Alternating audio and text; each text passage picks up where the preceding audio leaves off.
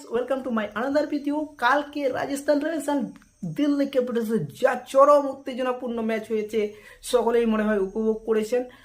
দারুণ ম্যাচ একটা, মানে এই সপ্তাহের যে ম্যাচগুলো হচ্ছে একের পর এক থ্রিলিং ম্যাচ হচ্ছে, মানে চরম উত্তেজনাপূর্ণ ম্যাচ হচ্ছে এবং প্রতিটাই এক থেকে মানে হিটের উপরে super hit, super duper hit একেবারে ম্যাচ চলছে।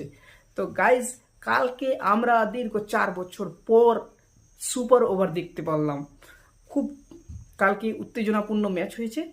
তো গাইজ, যদি এই ম্যাচের মানে টোটালটাই আলোচনা করা যায়, তাহলে কিন্তু প্রথমত দেখা গেছে যে রাজস্থানের একতরফা দাবদবা ছিল, কিন্তু লাস্টে এই যে 18 নম্বর থেকে 18 নম্বর ওভার থেকে শুরু হয়েছে, যে লাস্টের 18 নম্বর, 19 নম্বর এবং 20 নম্বর ওভার যা হয়েছে তা একটা দুর্ভিক্ষের মতো। কি তারা মানে ভাবতেই থাকবে যে কেন এরকম হয়ে গেল। সামান্য রান, পুরো উইকেট পড়া আছে, তারা চেস করতে পারলো না। মিচেল স্টার্ক যে একজন অস্ট্রেলিয়ান প্লেয়ার, তিনি যে একজন দক্ষ এবং অভিজ্ঞ প্লেয়ার, তার আবার পুরনো হাড্ডির পরিচয় কালকে দিয়ে দিয়েছে যে তিনি অস্ট্রেলিয়ান এবং পুরো দক্ষ আছে, সম্পূর্ণ পেসারকে হ্যান্ডেল করতে পারে, তার পরিচয় দিয়েছেন কালকে মিচেল স্টার্ক।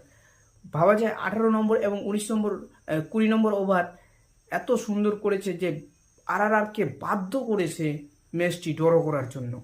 কিন্তু এখানে আরআরআর রাজস্থান রয়্যালসেরও কিছু ভুল ছিল, যেখানে তারা 2 রান নিতে পারতো, সেখানে 1 রান নিয়েছে, যার জন্য ম্যাচটাতে পরবর্তীতে লাস্টে 1 বলে 2 রানের দরকার ছিল, তারা করতে পারেনি।